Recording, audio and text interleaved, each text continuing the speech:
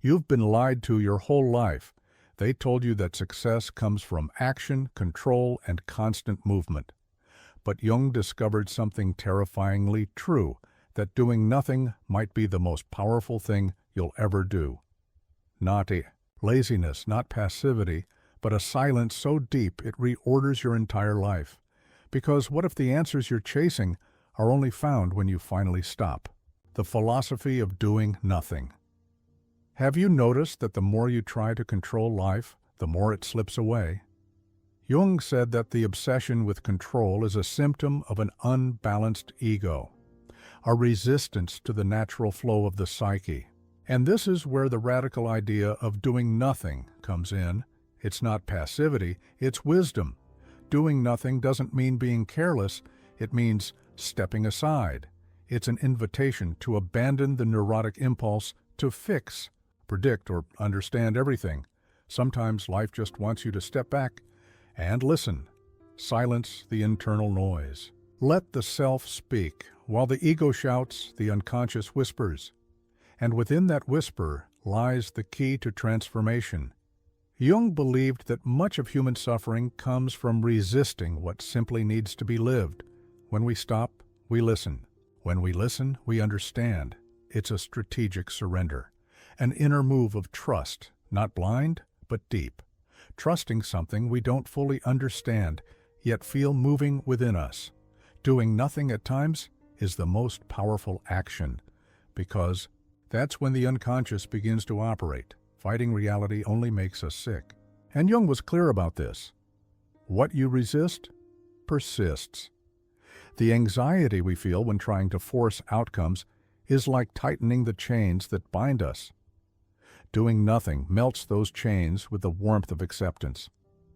Acceptance is not defeat. It's psychic maturity. It's facing chaos, doubt, fear, and saying, I don't need to fight this right now. That pause is where the self begins to reorganize, where individuation starts to breathe. The world screams productivity, performance, progress. But the soul whispers presence, listening, stillness. Jung knew that excessive action is often a form of escape, a defense mechanism against the void. Doing nothing is letting the void reveal its hidden meaning. It's in that void that the shadow begins to emerge. Many flee at this point, thinking they're stuck, but they're not. They're germinating. The unconscious is like a dark forest. You can't run through it with a flashlight. You must adapt to the darkness and observe. Observe without judgment. Feel without reacting. Allow without controlling. That's how synchronicity happens. When you release control, events mysteriously begin to align. Meaningful coincidences appear not by chance, but because you've become receptive. Constant doing disconnects us from intuition. It makes us deaf to the language of symbols, which is how the unconscious communicates. Doing nothing sharpens this inner listening. It's meditating without waiting for an answer, trusting without demanding a sign. Just being. There's a silent force guiding all of this. Jung called it the self, the organizing center of the psyche, but the self doesn't shout. It whispers in the silence. When you quiet the ego's noise, that force emerges. It's like a compass that only works in calm waters. You realize that many of your problems don't need solving. They need presence. They need awareness. The problem was never reality itself, but how you interpreted it under stress. When you pause, you start to see life without the lens of resistance. This doing nothing is not an end. It's a portal, a threshold between the old self and what's coming next. And this new can only be born in stillness, in the pause, in deep observation. Life doesn't need to be controlled, it needs to be understood. And that takes quiet. So, next time you feel urgency, pause, breathe. Don't rush to fix, don't rush to fill. Just be there, fully, with everything you feel. What seems like stagnation might be the exact moment when your soul is rebuilding itself, and it's at this very point of silence and surrender that something greater begins to move. You don't see it, You don't understand it, but you feel it. And that feeling is more real than any plan. But to feel it, you must walk through the next portal, individuation. Individuation is not about becoming perfect, it's about becoming whole. It's the lifelong journey of integrating the conscious with the unconscious, the known with the forgotten. Jung believed that true personal growth doesn't happen by polishing the mask, but by unmasking the truth.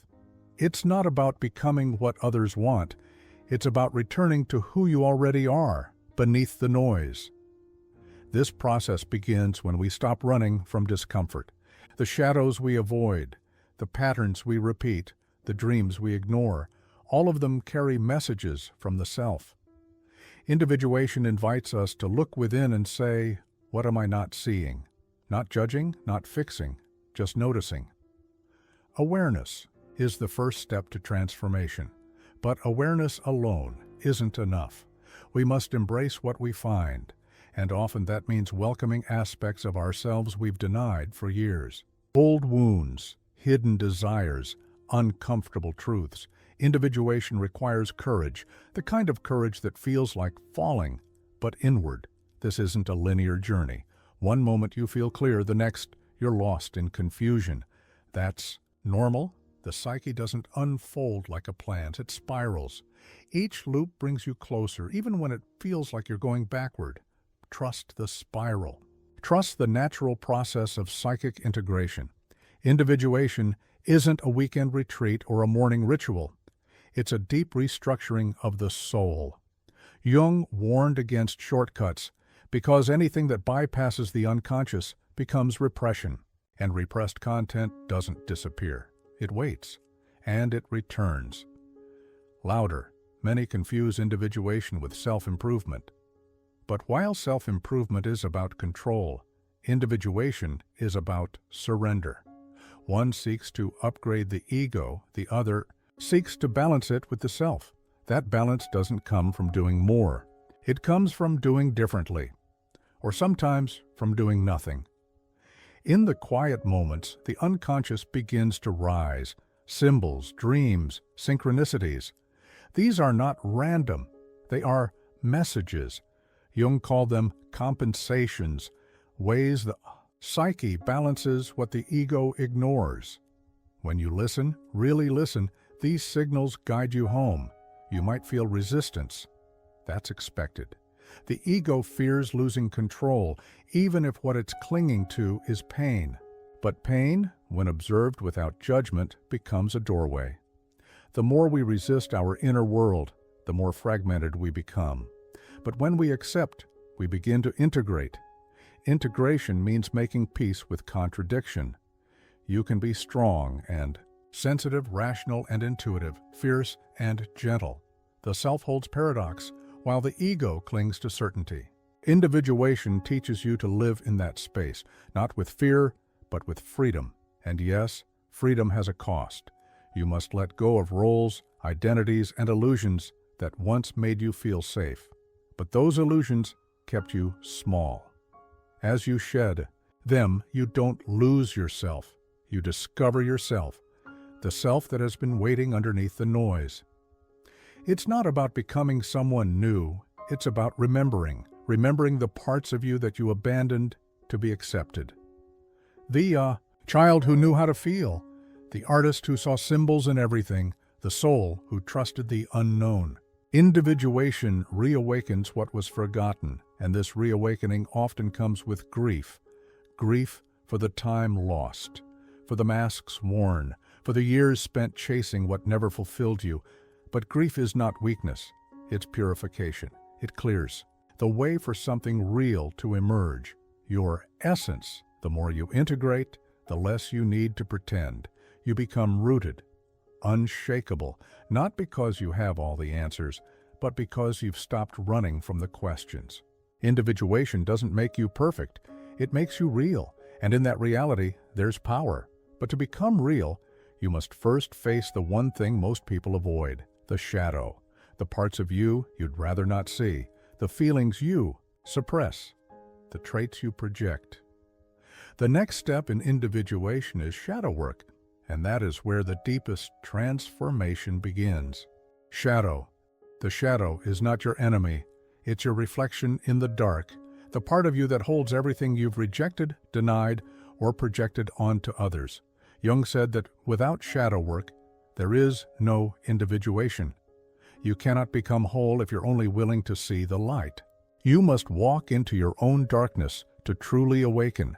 The shadow is made of real energy, psychic energy you've disowned, rage, jealousy, fear, desire. These aren't flaws, they're fragments. When you suppress them, they don't disappear. They mutate. They become addictions, projections, or illness. But when you face them, they become power. We spend our lives running from our shadow, pretending to be good, positive, or perfect. But that mask suffocates us. Jung warned that the more we ignore the shadow, the more it controls us unconsciously. What you don't face in yourself, you will fight in others. Shadow work begins when you pause instead of react. When you feel anger, rise and ask, what is this protecting? When you feel shame, and ask, whose voice is this? Doing nothing in these moments isn't weakness, it's awareness. That space between stimulus and response is where transformation begins. Most people believe they have to get rid of the shadow, but the truth is, you have to integrate it. The shadow isn't evil, it's wounded. It's the part of you that was never loved for being real. When you sit with it, without judgment, it starts to soften. You'll meet the child you abandoned, the rebel you silenced, the lover you suppressed. They all live in your shadow, waiting to be seen, not fixed, seen. And the moment you truly see them, they begin to return to you. As wisdom, creativity, depth. This is why doing nothing is so essential in shadow work. If you react too quickly, you miss the message. You defend the ego instead of listening to the soul. The unconscious speaks in symbols, dreams, emotions, not logic. And it only speaks when you're still. Imagine carrying a locked box your entire life. You fear what's inside, so you'd never open it. But that box holds your missing pieces, your fire, your voice, your truth. Shadow work is the slow, sacred process of unlocking that box. With compassion. And yes, it hurts. The shadow holds your pain, your shame, your unmet needs. But it also holds your potential. Your power is not found in the persona. It's found in the places you've refused to look. Healing isn't about avoiding pain. It's about embracing the meaning inside it. The people who trigger you are your teachers. The situations that break you are mirrors. Life constantly reflects your shadow, so you can see it and own it. When you stop blaming and start observing, the unconscious becomes conscious, and what's conscious can be transformed. Integration doesn't mean acting on your shadow. It means being aware of it. You don't need to explode with anger to acknowledge you're angry. You just need to admit it, feel it, learn from it. That honesty with yourself builds trust. And without trust, there's no growth. Shadow work is deeply humbling. You realize you're not who you thought you were. You're more raw, more complex, more human. But in that honesty, there's liberation. The shadow doesn't make you broken. It makes you whole. You stop pretending. You start living as you integrate. Your shadow, your energy shifts. People feel it. You no longer need validation because you've accepted the parts that once begged for it. You become less reactive, more grounded, not perfect, but present.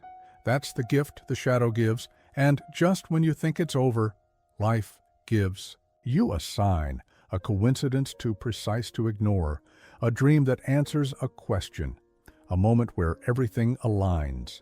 This is not chance. This is synchronicity, and it's the language your soul has been waiting to hear. Synchronicity. Have you ever thought of someone and they suddenly called you? Or opened a book randomly and found exactly the words you needed? That's not just coincidence, that's synchronicity. Jung described it as a meaningful connection between inner and outer events. No cause, just connection.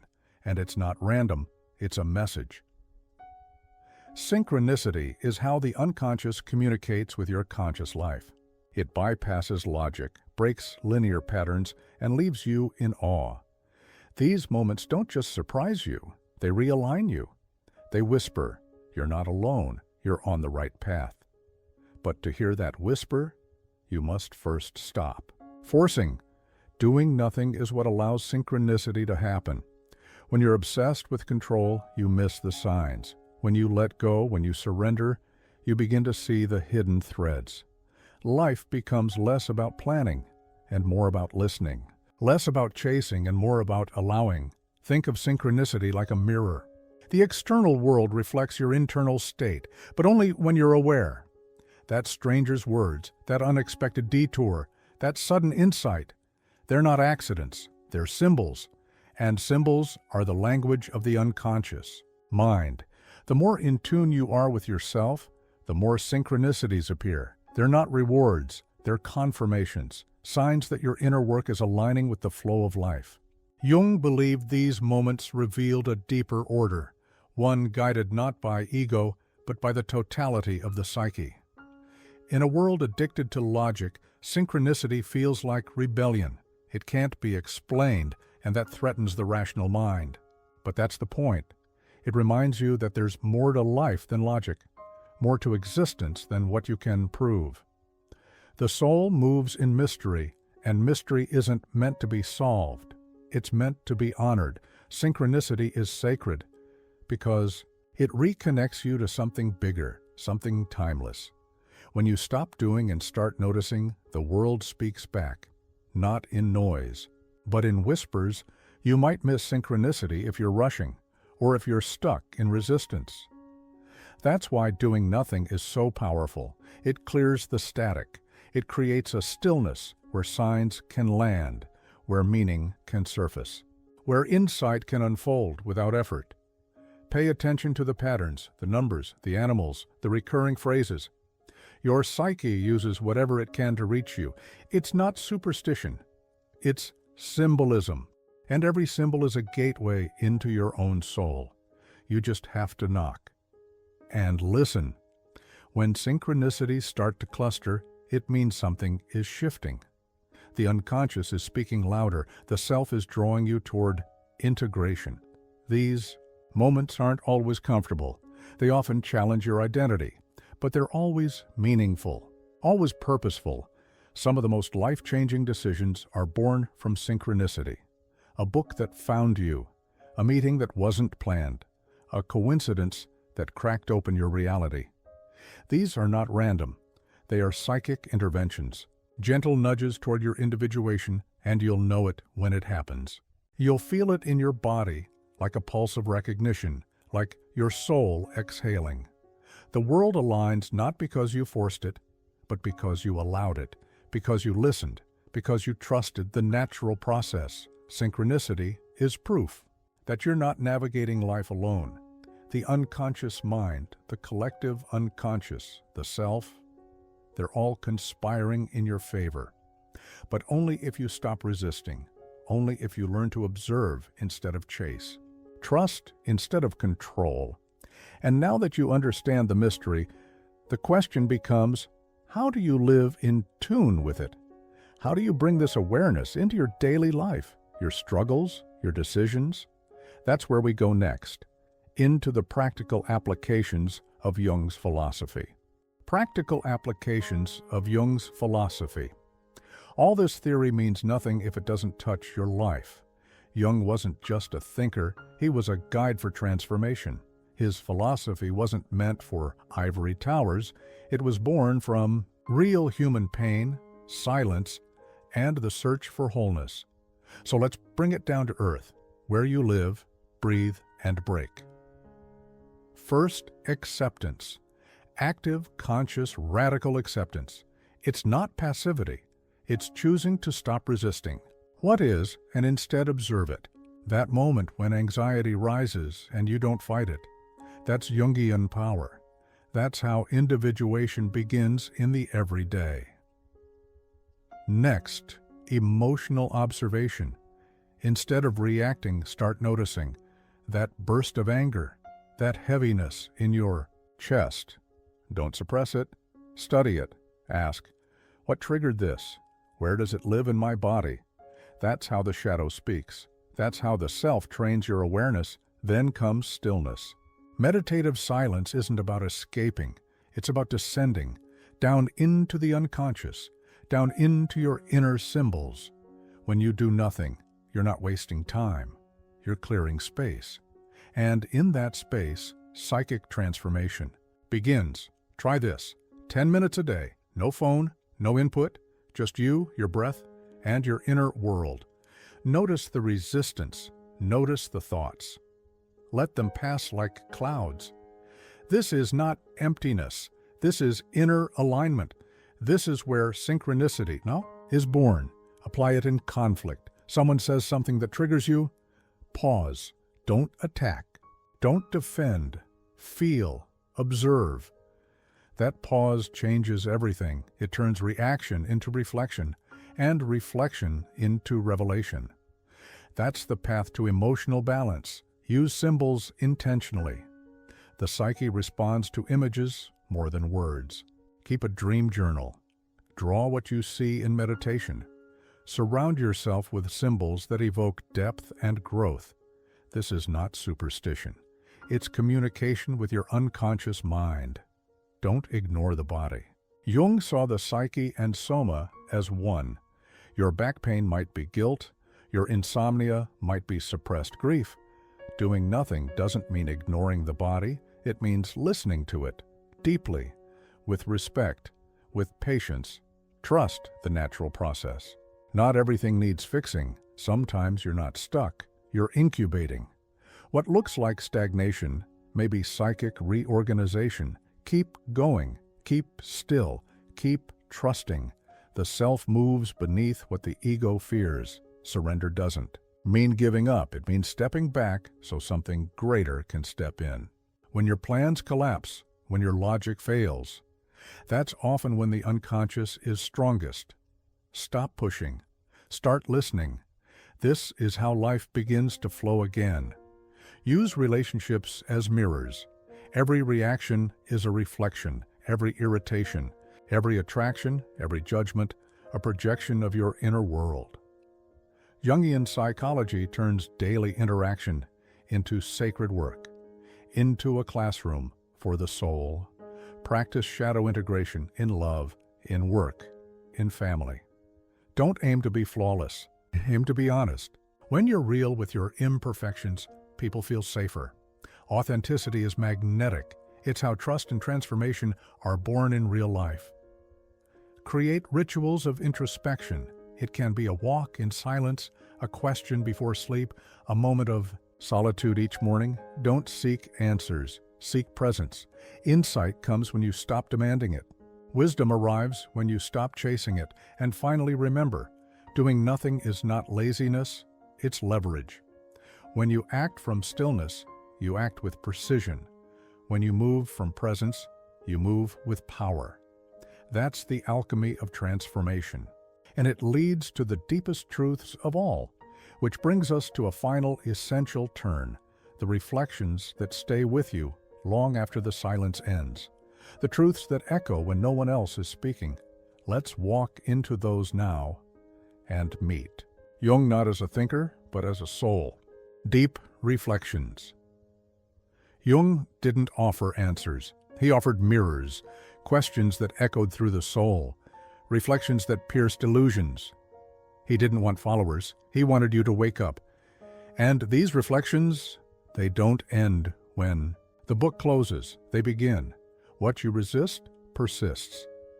This isn't just a clever phrase, it's a psychological law.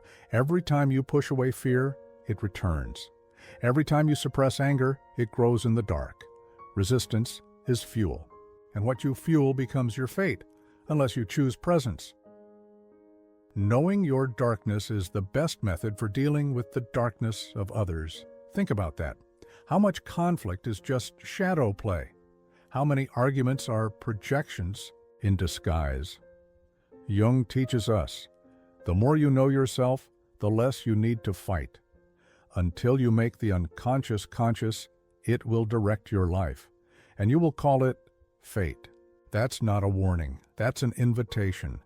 An invitation to step off autopilot, to take responsibility not just for your actions, but for your inner architecture. These reflections aren't gentle. They sting, because truth stings before. It sets you free. Jung wasn't here to comfort you. He was here to initiate you into maturity, into psychic transformation, into the kind of awareness that makes numbness impossible. He believed that no method could replace soul. Learn all the techniques, he said, but when you touch a soul, be only another soul. This is the heart of Jungian psychology. Behind all theories lies something sacred, human presence, naked, honest, awake. Jung's words challenge modern speed. Who looks outside, dreams. Who looks inside, awakens. In a world obsessed with noise, he invites silence. In a culture chasing validation, he invites solitude. This isn't withdrawal, it's return to essence. Reflection is an act of rebellion. When you stop scrolling, stop running, stop performing, you remember. You remember the parts of you that were never broken, only buried. And those parts don't speak in logic. They speak in symbols, emotion, and stillness. These aren't just quotes to share, Emperor, they're doorways. Each one is a key, a portal, a mirror. You can read them intellectually, or you can let them burn. Let them dissolve the lies you've believed about who you are and what you're here to do. Your vision will become clear only when you look into your heart. Who looks outside, dreams. Who looks inside, awakens. Yes, it's worth repeating. Because awakening isn't a one-time event. It's a daily practice, a moment-to-moment surrender into awareness. The unconscious isn't out to destroy you. It's out to complete you. Every shadow, every symbol, every silence is an invitation. Not to fix yourself, but to meet yourself fully, honestly, without shame. That's how emotional balance is born.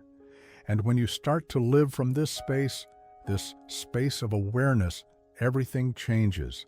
Your reactions soften, your relationships deepen, your choices align. It's not magic, it's integration.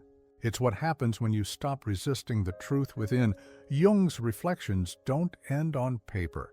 They echo through your daily life, in conflict, in love, in solitude. They show up when you pause instead of react, when you feel instead of distract, when you observe instead of run. That's how they become real. And now the question remains, how do you bring these insights into your everyday actions? How do you make this philosophy more than theory? How do you embody it moment to moment? That's where we turn next, into the living integration of inner truth. Integration into daily life. Awareness without embodiment is illusion. You can read Jung, reflect deeply, meditate daily. But if you don't bring it into your relationships, your habits, your choices, it remains abstract. Transformation isn't what you know. It's how you live. Start where you are. With your mornings. Do you wake up reactive or receptive? Do you grab your phone or your breath? Integration begins in that first choice. The unconscious is already speaking. Are you listening in conversation? Catch yourself. Are you performing or present? Are you defending or observing? Doing nothing in these moments isn't detachment. It's discipline. It's how the ego quiets so the self can speak. When emotions rise, pause. Feel them in your body. Don't explain them away. Don't numb them. Let them move through you like waves. That's psychic integration, allowing the energy to return to flow instead of getting trapped in resistance. Design your space for presence. Light a candle. Keep a journal. Add a symbol that reminds you who you're becoming. These are not rituals of decoration. They're rituals of anchoring. They tell the unconscious, this life matters. Catch your projections. That annoyance with your friend, that jealousy on social media, that harsh judgment. These are mirrors. Jungian practice means you turn inward instead of pointing outward. You reclaim your power by owning your reflection. Let solitude become sacred, not isolation, but intentional stillness. 5 minutes of quiet in a chaotic day rewires your nervous system. It realigns your psyche. It says, I am safe to feel.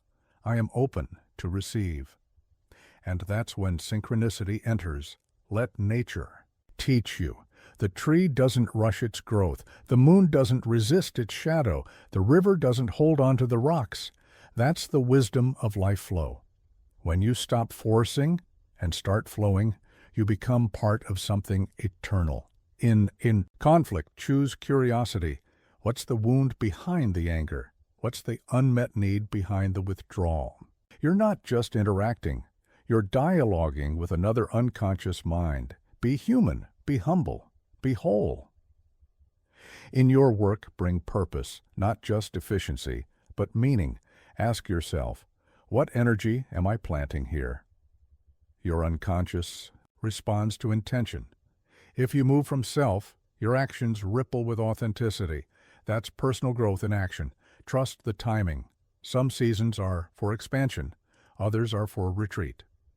When nothing seems to be happening, something is. Maybe you're resting or grieving or recalibrating. The ego panics.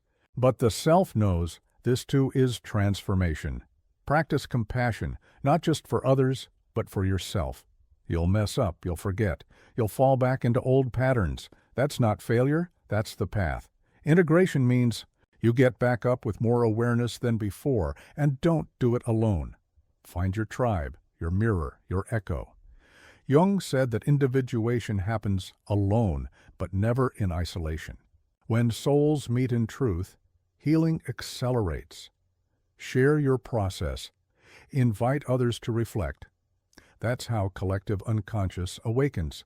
Because in the end, it's not about mastering concepts. It's about becoming fully, deeply, unmistakably yourself. And now, as the silence returns, one question remains. What happens when you let go completely and trust life to shape you? The moment you let go. So, what if you stopped resisting? What if you did nothing? Not out of weakness, but out of wisdom. What if you trusted the process, even when you couldn't explain it? Because maybe, just maybe, the moment you let go is the exact moment everything begins to fall into place.